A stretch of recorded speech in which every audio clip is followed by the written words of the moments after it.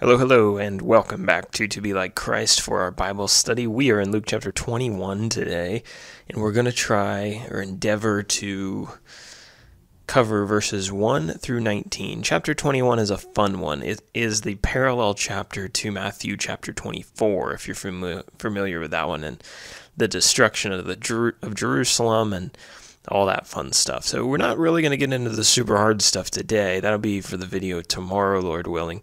That'll be the second half of the chapter. We're going to try to cover the first half of the chapter here, and we'll stop there for the day. I was going to maybe try to do it all in one recording, but it was going to be too long. So just 1 through 19 today. Easy day, hopefully. Let's read verses 1 through 4, and just for context's sake, this is the Luke's recording of Jesus' last week of life. He's in Jerusalem. At the end of chapter 20, throughout chapter 20, he was condemning the Pharisees, the Sadducees, the scribes for their hypocrisy, for not knowing the scriptures, for not being the spiritual guides that they should have been. They tried to challenge him with all these questions, and he had really made them look quite foolish, and then he asked them some questions of his own, and they couldn't answer, so he had come out on top of all of that, and now we kind of move on into some other things. Some conversations that Jesus has with his disciples and his apostles specifically. So let's read verses 1 through 4. Jesus looked up and saw the rich putting their gifts into the offering box, and he saw a poor widow put in 2 small copper coins. And he said, "Truly I tell you, this poor widow has put in more than all of them, for they all contributed out of their abundance, but she, out of her poverty, put in all she had to live on." Jesus was sitting here with his disciples across from the treasury, according to Mark chapter 12, verse 41. The treasury was probably the area where people would drop their temple tax and their free will offerings in the temple, and the money would have been used for the administration and the upkeep of the temple, and probably also to line the pockets of the high priests and the Sadducees, but that's a discussion for another time. First, Jesus observed many rich people coming up to the treasury and contributing large sums of money. But then second, he observes this poor widow who's casting in, quote, 2 small copper coins. Some translations say 2 mites, 2 pennies. And if you want more information on the money that she was actually giving, I included a PowerPoint presentation in the back of this chapter, chapter 21. It's all the way at the end, and it's a presentation on coins of the Bible. And so you can get a little bit more information about some of the coins, like the denarius that we've talked about, and the penny here. And so if you're interested in that, it's in the notes. But Jesus knew and told his disciples that this was the last of this woman's money. And the amount was so small that many probably would have considered it somewhat insignificant. I mean, imagine throwing 2 pennies into the church contribution tray or box today. It'd be, what are you going to do with, what can you buy with 2 pennies? Not a whole lot. But even though the monetary value was very small, Jesus told his disciples that she had given more than all the rich people, because Jesus was focused on her heart. And he's communicating here that, it's not just this woman, but for all of those who give and contribute to his kingdom. He's interested in their heart. He cared more about the condition of he cares more about the condition of a person's heart than the monetary value of their giving. The widow couldn't give gold, but it really didn't matter because her heart was made of gold, and Jesus commends her. The entire kind of scene of the entire scene here really just stood kind of in contrast to God's instructions in the law of Moses. This was really just a kind of a one-scene illustration of how wrong the Jews had had gotten it and had gotten the law and had missed the point of the law. There were several texts in the Old Testament. Look at Deuteronomy 24 and Deuteronomy 26 that reminded God's people to remember the fatherless or the orphans and the widows when they gathered tithes and when they were keeping their religious feasts. Right? Specific commands talking about that. But yeah, here we see a scene where all of these people have gathered to pay tithes and they had assembled for the Passover. That's why everyone was in town. And here, walking amongst all of these people, is a widow who is being ignored, who isn't being cared for. So it was just a clear example of how the Jews had just completely neglected it. They were all about their contributions and their religious ceremony, but the heart of the whole thing had been lost. And I think it's interesting here what Jesus chooses to focus on. He could have used this as another opportunity to condemn the hypocrisy and the neglect of the Jews, but instead he chose to highlight the widow's faith. And I think there's a lot of application for us in this. I know there is definitely for me. If you want to focus on all the negative things that you see in the church, all the people that aren't doing their job, all the people that are abusing their positions or their authority, you can do that. You can spend all of your time talking about all the bad things, what's going wrong in the church.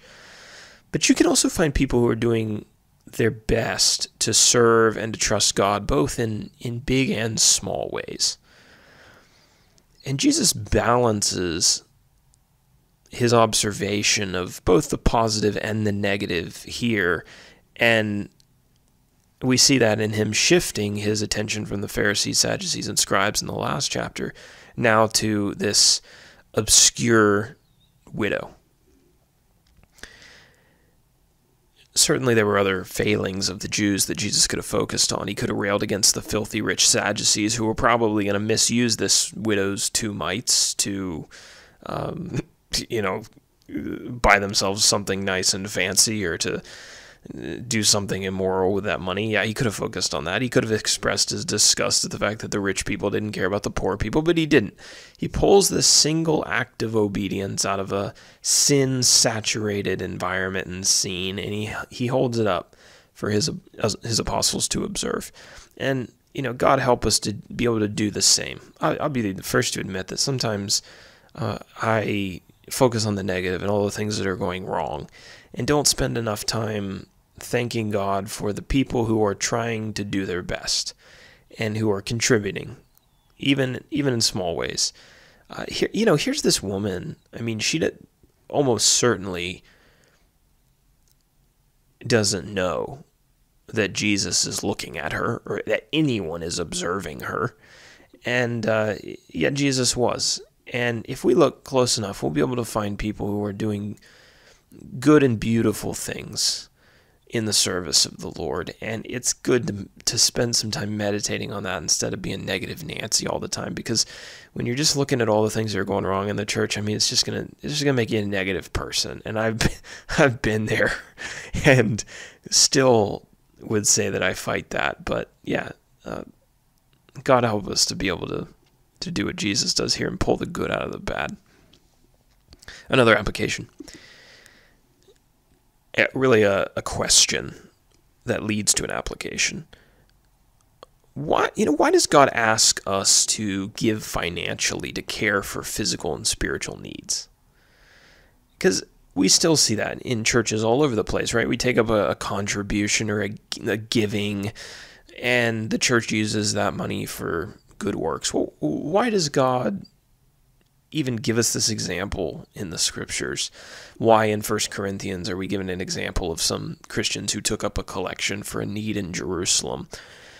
Why does God need our money? Well, the truth is he really doesn't need our money. He can accomplish as much with $0 in the bank account as he can with $1,000 in the bank account.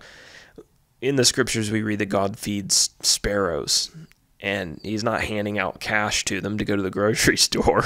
He decorates and dresses the flowers in incredible ways and in beautiful ways, but he doesn't have to swipe his credit card to do that. So, I mean, what's the point? Why give? Over and over again in the Bible, we see God's desire to work alongside men. Things that God could very well accomplish on his own, he accomplishes in partnership with human beings, with his servants. He gives us an opportunity to be a part of his work. I don't think for a second that I understand all of the reasons why God chose to design his world that way, but I think at least I am capable of recognizing what a tremendous privilege that is. And hopefully we consider that when we think about what we give. God has given us really a very high honor in being able to participate in something that accomplishes his desires. Not because he has to, not because he needs us, but because he wants to. He wants to include us. And that should be a privilege and not a burden. It should be a privilege to turn our resources over to God and allow him to do something incredible through them, something we couldn't do on our own, rather than a burden. Another thought. Small things don't go unnoticed by God. Jesus was only on earth for really a short period of time. His ministry was an even shorter period of time than that, and the gospel record only, even across all four of the gospel writers, only really a few days of Jesus' ministry are highlighted and recorded. And yet the Holy Spirit considered this moment important enough to record actually in several gospels. As we mentioned, this woman almost certainly had no idea that she was being observed here. Her act was commonplace in most people's eyes, in everyone's eyes. But God observed her very common act of faith, and he has now used it to teach billions of people across multiple generations. Everyone who's read the scriptures, for the most part, knows about this woman and has learned something from her and has taken a moment, even if just in reading it, to admire her faith. Right? So small things are not missed by God. And when you think about the way that God organizes and structures and providentially works in the world, who knows how many of those small things are just tiny building blocks for something huge that God is going to do, maybe in 100 years or maybe in 1,000 years, or who knows, right? We can't comprehend what God is doing through our tiny acts of obedience to him. And then a final thought on this text. How often do you imagine Jesus sitting across from you and observing your actions? That's what he was doing with this widow. It's good to imagine that in our lives. How much more conscious would we be of even our smallest actions and movements and thoughts if we knew that Jesus was sitting across from us, observing us, and knowing that he wasn't going to be fooled by our outward actions, that he knew what was in our hearts in doing all of these things? Would you do the things, or would you do things that you wouldn't otherwise do? Maybe a good deed, maybe an act of service that's easy to pass up on, but since Jesus is staring at you, you're going to do it. Would you maybe not do things that you otherwise would do? The reality is, and I think one of the real challenges of the Christian life is recognizing that Jesus is here with us, observing us, everything that we do, seeing inside of our hearts. And we need to learn to live with that as a reality. And that's challenging, but it is true. And that's why in Colossians 3, verse 17, we're told to do everything in the name of the Lord Jesus. Whatever you do, do it in the name of the Lord. Know that he's watching, he's observing, He'll assist you in doing the right thing, but he's aware when you do the wrong thing. And if we can live with, a vision of Jesus sitting across the room from us, our lives would probably look a lot different. And probably be for the better. All right, finally, we are going to move on from that text and talk about verses 5 through 7.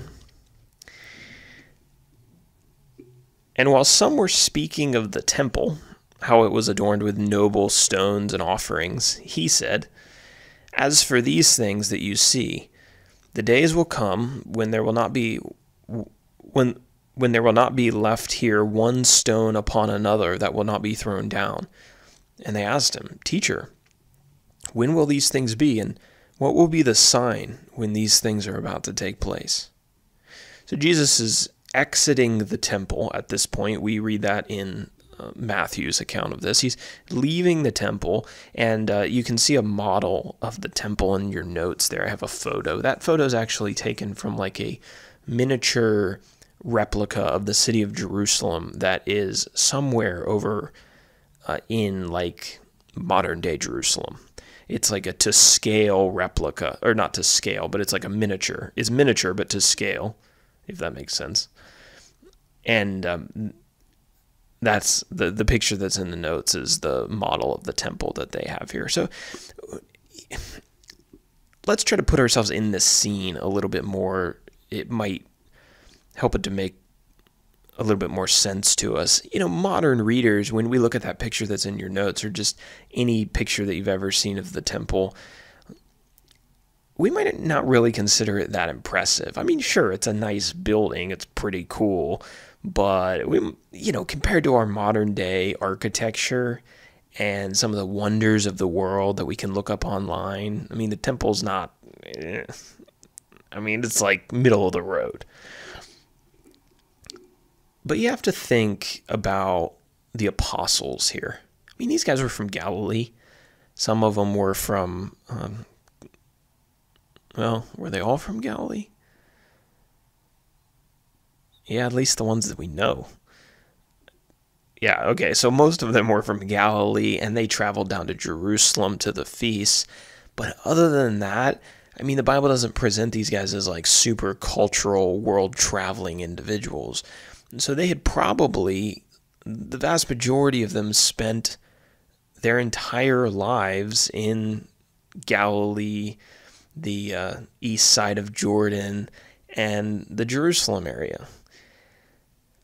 They didn't have the internet to look up the 7 wonders of the world. They couldn't hop on a plane and see the pyramids down in Egypt.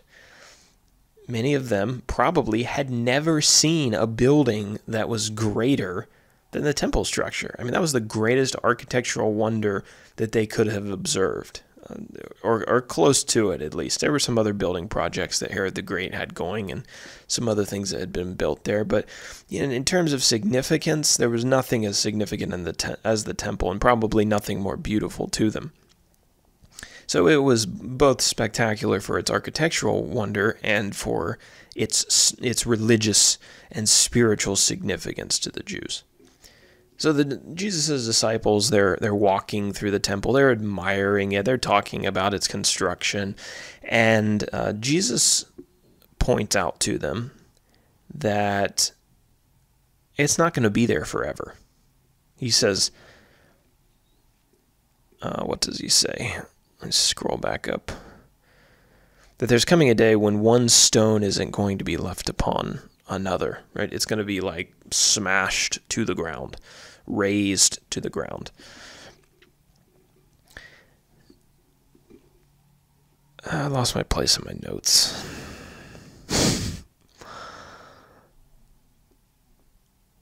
Oh, yeah, here we are. Now, the disciples probably thought that the temple had a pretty bright future.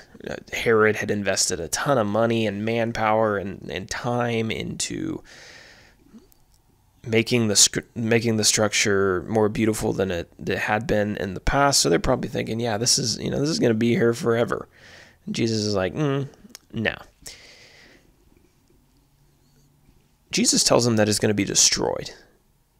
And for a Jew, that would have been huge news and shocking news. And Luke doesn't record an emotional response that the disciples had here, but they were probably shocked when Jesus says this. And the first thing that they want to know is when. When will these things be, they ask, and what will be the sign when these things are about to take place? Like, this is quite an incredible prophecy that Jesus has just made, and they want to know some more details. So that brings us to verse 8. And he said, "See that you are not led astray, for many will come in my name, saying, 'I am he,' and the time is at hand. Do not go after them." So Jesus here is about to begin his... Sorry, my foot just fell asleep. Oh man, that feels terrible. I'm sitting in like an awkward position and my foot is just like tingling to the extreme. Okay, I'm sure that you really needed to know that. Back to this conversation. So Jesus is about to answer the disciples' question. What are going to be the signs that are leading up to the destruction of Jerusalem? And the first one that he mentions here is that there are going to be false messiahs, false Christs, people that are claiming to hold the position that Jesus is claiming to hold. And he doesn't want his disciples to listen to them when they come around. When Jesus ascended back to heaven, he left a lot of Jews with some unfulfilled expectations. Here they were, thinking he was going to establish a kingdom, thinking Israel was going to be great again, and he ends up going back to heaven, and that would have left the door open for some people to come along who maybe were after some fame or notoriety and start claiming that, well, while Jesus didn't fulfill the expectations of your imagination, I'll do that for you. Right? And people probably would have been pretty anxious and eager to believe that there was still a physical earthly kingdom coming to Israel. So you can see where these people were, the angle that these people were working. As Jesus warns his disciples, he said, "Do not listen to these people when they come along. They are not my messengers. They're not God's messengers. They're not from the Spirit. They're fakes."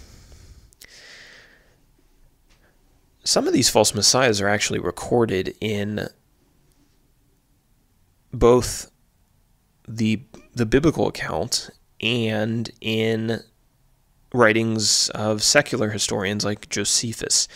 I've got two quotations from Josephus in the notes, and I think I'm just going to read part of one of them. This was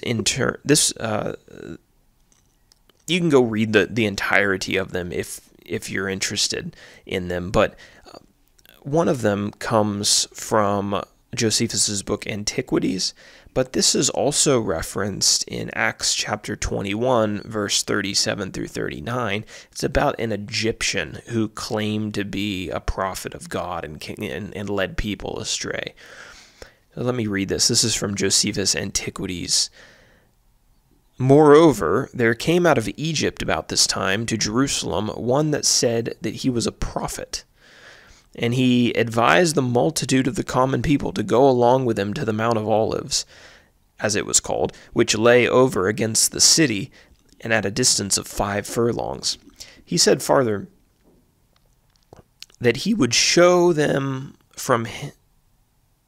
Is that further? He said farther that he would show them from hence how at his command the walls of Jerusalem would fall down, and he promised them that he would procure them an entrance into the city through those walls, and when they were fallen down.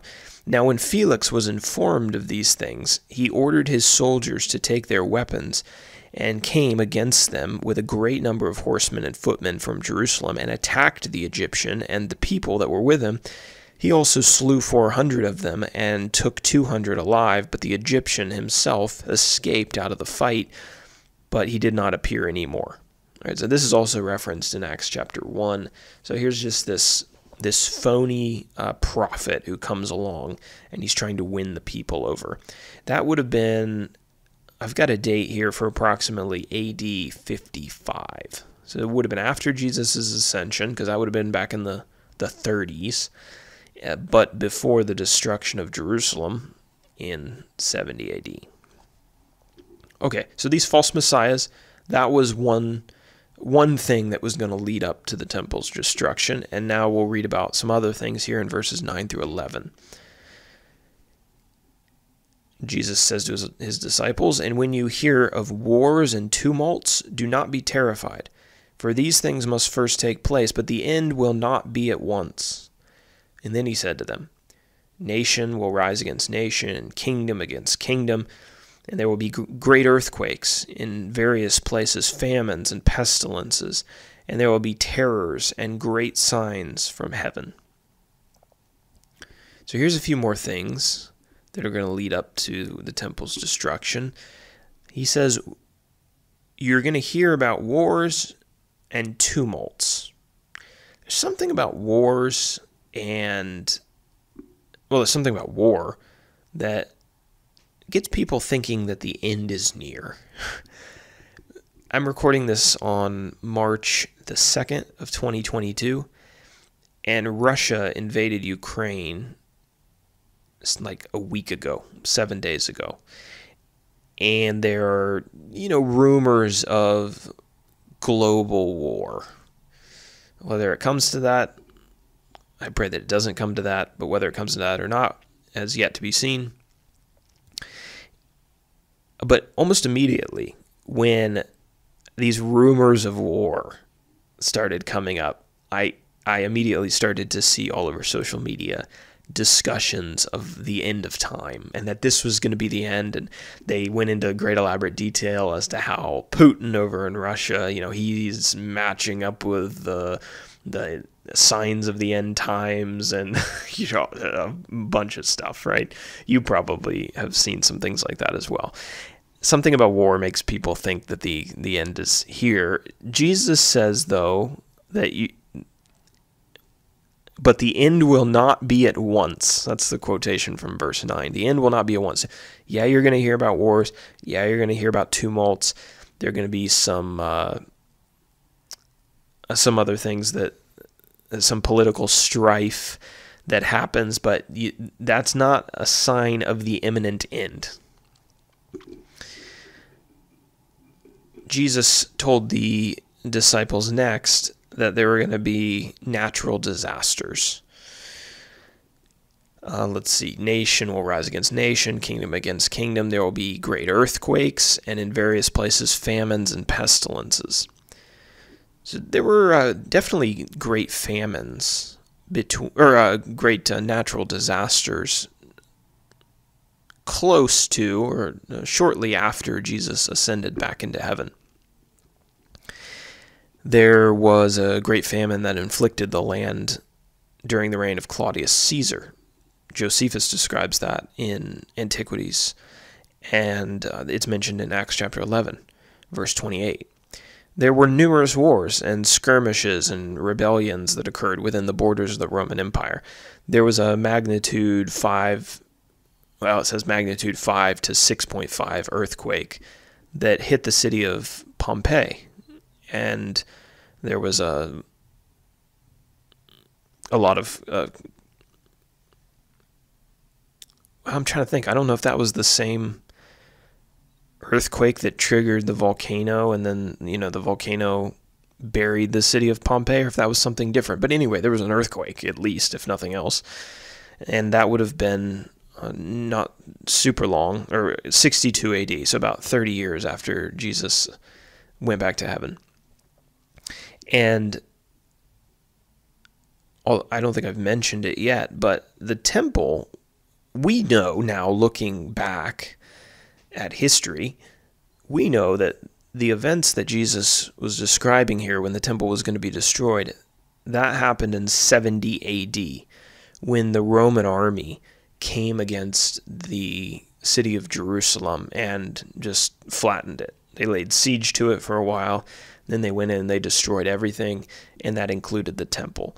Right, so Jesus ascends in the early 30s, goes back to heaven, and then there's about 40 years or so till AD 70. So in between all of these things, leading up to the destruction of Jerusalem, all these events that Jesus is describing are going to take place. But, there's still 30, 40 years in between there. So earthquakes, wars, rumors of wars, pestilences, famines, they're going to happen, but it doesn't necessarily signal you that it's going to happen tomorrow. Jesus in Matthew chapter 24, he describes some of these things as like labor pains before an actual birth. My sister-in-law just had her second child, and she had labor pains leading up to her birth, but some came like weeks before. And so just like these signs, it doesn't necessarily mean that the baby's coming right now, but it's kind of a tip-off that it's somewhere down the road. Okay, verses 12 through 13. But before all of this, they will lay their hands on you and persecute you and deliver you up to the synagogues and to the prisons, and you will be brought before kings and governors for my name's sake. This will be your opportunity to bear witness. Jesus is kind of taking a step back here and saying, yes, the temple is going to be destroyed. Yeah, there are some of these signs that are going to tip you off to the fact that that might be coming sometime in the future. But before all of that happens, you're going to have an opportunity to be my witnesses. But along with being my witnesses, you're also going to face some persecutions. One of the very first signs that was going to lead up to the destruction of the temple would be the persecution of the saints, specifically of the apostles. Jesus goes back to heaven, and his enemies can't focus on him anymore, but they're going to focus on those who witnessed his resurrection and those who are preaching his gospel, and that was, the 12 apostles. We see this very early in the book of Acts. The apostles, they get beaten up, they get arrested, some of them are killed, they're thrown into prison, threatened. The Apostle Paul, whose letters we're going to read later on in the New Testament, he was one of the guys who persecuted the early church and the early Jews. Secular history tells us that the majority of the 12 apostles actually ended up losing their lives because they were preaching so boldly.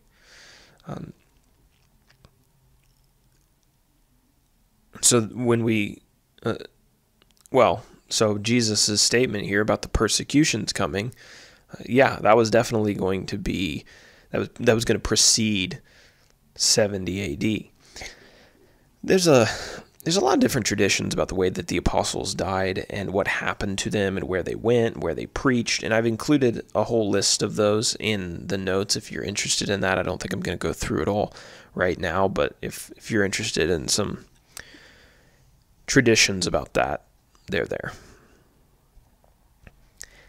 Jesus told them that they would be called to stand before leaders and to bear witness of Jesus, the fact that he resurrected, the things that he said, the things that he taught, the gospel that he preached. And we see that happens. Just reading the rest of the New Testament, we can figure that out. The apostles stood before many local religious leaders, civil leaders, kings. Paul stood before King Herod, and Paul didn't stand before Herod. Like Peter and James, they had dealings with Herod in Acts chapter 12. Paul stood before King Agrippa and gave his witness to the fact that he had seen the resurrected Lord on the road to Damascus. And even Caesar. Caesar was king of kings below Jesus, that is. He was king of the world, basically. He's king of the Roman Empire.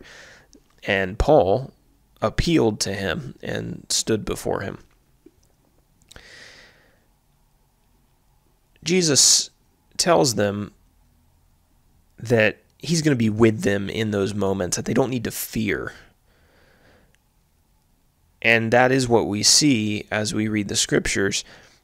the apostles, they met those occasions not with fear, but with the anticipation that they would offer them an opportunity to bear witness of their experiences with Jesus and the salvation that he offered, and they would give them a chance to communicate that to some of these very prominent, very important people.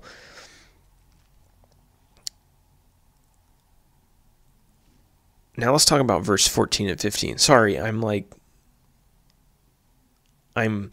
going over stuff that I know is in my notes, but then I have to look back at my notes and figure out where I am again, and I'm like overrunning myself. Okay, verses 14 and 15. Settle it therefore in your minds not to meditate beforehand how to answer. For I will give you a mouth and wisdom which none of your adversaries will be able to withstand or contradict. The 12 apostles, for the most part, weren't men of high rank. They were just men of Galilee, most of them pretty common working class kind of guys. It's unlikely that in their earlier lives they stood before anyone more significant than like a local magistrate. And we also know that the apostles didn't fully grasp Jesus' work, especially not at this time before his death. I mean, they didn't really understand what he was doing and what he was going to accomplish. They didn't understand his death and his resurrection clearly, as we see from the way that they respond later on. And they didn't understand all of his intentions. And the idea that they would have to stand before a king and give testimony about the kingdom of God, that might have been pretty terrifying to them.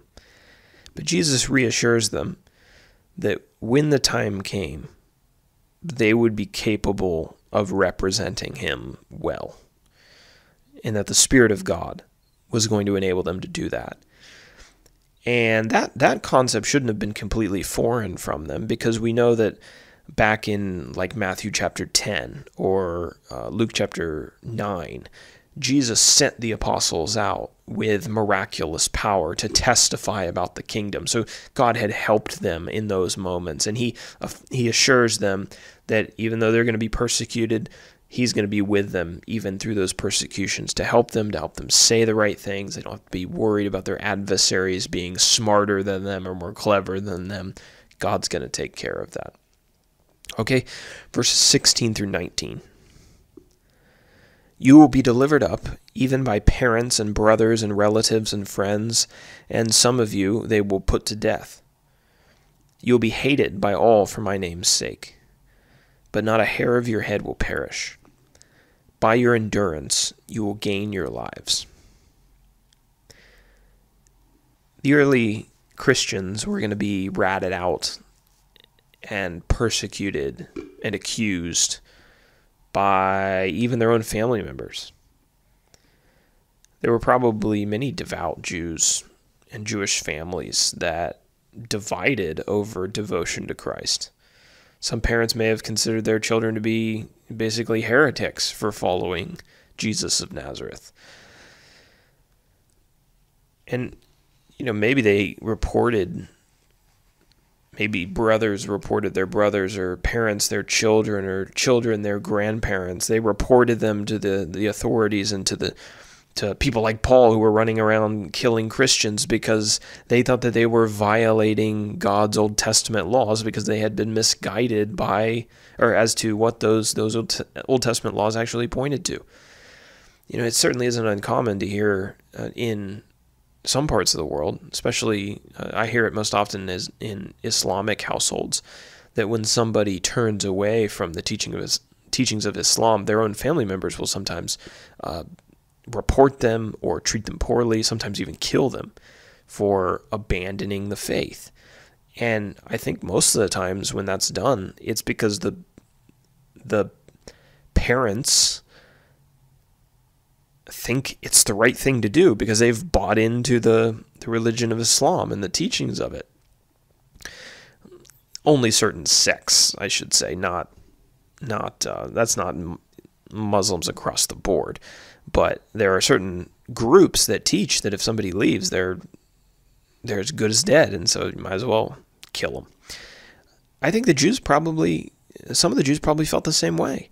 that their relatives are going to go off and follow Jesus, and Jesus is a fake, and Jesus is a fraud, and it's my moral duty to report my relative now, even though it was probably hard for them. So Jesus warns the apostles, you're going to be betrayed and turned over and accused by the people that you love. He says you'll be hated by all for my name's sake. We need to be careful about people who teach that the Christian life is some kind of like your best life now strategy. That being a Christian is how you succeed in life and how you become loved by everyone and financially successful. That's not the Christianity that Jesus was presenting to his faithful disciples here. Being a faithful disciple meant that they were going to have a hard time. And Jesus was very upfront with them about the difficulties that were associated with being one of his followers. And this is why he emphasized the importance of counting the cost in Luke chapter 14. Becoming a Christian should never be considered a strategy for obtaining a easy and carefree and trouble-free life. That's just not... If you hear Christianity presented that way, then you're hearing Christianity presented by somebody other than Christ. But again, as we kind of mentioned here... Oh, no, we haven't mentioned this. Although this would happen to the disciples, Jesus assures them that not one hair of their heads would perish. And this wasn't a promise of physical protection and preservation. Jesus just told them that some of them would be killed. He's not promising a physical preservation, but he's promising an eternal, a spiritual preservation. And really that's what matters. No matter what the enemies of Jesus did to the apostles, they were safe in the end. Their resurrection, their eternal security was guaranteed by Jesus' own resurrection, which they would observe just in a few days. So Jesus wanted the apostles to know that there's a couple things that are going to precede the destruction of the temple. We've got persecutions that are going to come upon them. We've got wars, rumors of wars. We've got earthquakes and pestilences. And what else do we have? Oh, false messiahs who are going to show up and try to claim to be try to take his place and convince people that they're actually the genuine one, and they're not. So all those things are going to come, and all of these signs are more, well, as Jesus mentions, all these signs didn't necessarily indicate that the end was coming immediately. But we will talk about in the next video some signs that would show the imminent or the very near destruction of Jerusalem. And Jesus is going to tell his disciples how to make sure that they don't get caught up in that destruction and in the suffering that was going to come upon the Jewish world during that time. And he's going to give them several other instructions and things. So we'll get into that in the next video. Hopefully tomorrow. Hopefully I can read my notes a little bit better for that one as well.